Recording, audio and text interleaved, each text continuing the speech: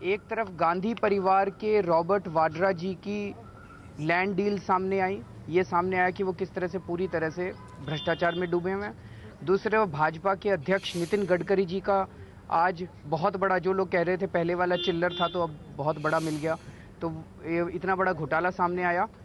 अब ये देश ये भी देख रहा है कि दोनों के खिलाफ कोई एक्शन नहीं होगा।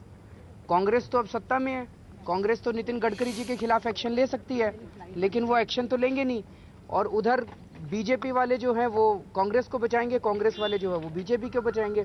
यही हम साबित करना चाहते थे कि ये सारी पार्टियां मिली हुई हैं, ये सारी पार्टियां मिलके भ्रष्टाचार कर रही हैं और ये सारी पार्टियां एक दूसरे को संरक्षण देती हैं।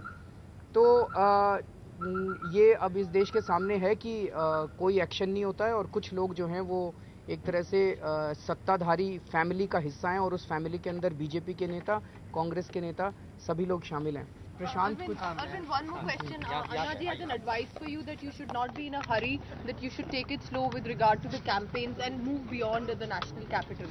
Certainly, I'll take care of that.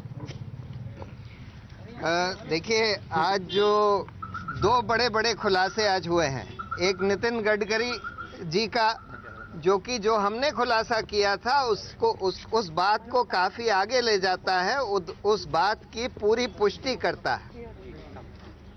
और दूसरा खुलासा वीरभद्र सिंह जी का, जिसके बारे में हम लोगों ने चार्जशीट दी थी प्रधानमंत्री को 15 मंत्रियों के साथ। नितिन गडकरी जी के खिलाफ जो खुलासा हुआ है आज टाइम्स ऑफ इंडिया में और 2 दिन से एनडीटीवी पर चल रहा है, वो ये दिखाता है कि गडकरी जी जो कह रहे थे कि उन्होंने कोई कंपनी नहीं, उन्होंने तो एक कोऑपरेटिव शुरू किया जो कि किसानों का कोऑपरेटिव था। इस कंपनी में 80% से ज्यादा शेयर कैपिटल, यानी कि 80 करोड़ में से 65 करोड़ से ज्यादा शेयर कैपिटल 18 कंपनियों का दिखाया गया है।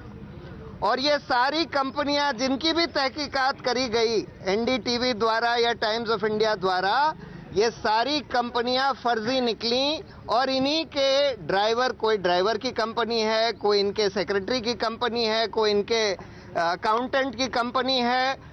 और ये दिखा रहा है कि ये सारा रुपया गडकरी जी का था, जो कि वो दिखाने की स्थिति में नहीं थे कि उनके पास ये रुपया कहां से आया। और इस तरह से फर्जी कंपनियां जो कि चौल में, स्लम में चल रही हैं, उनके नाम से ये रुपया उनकी कंपनी में लगाया गया।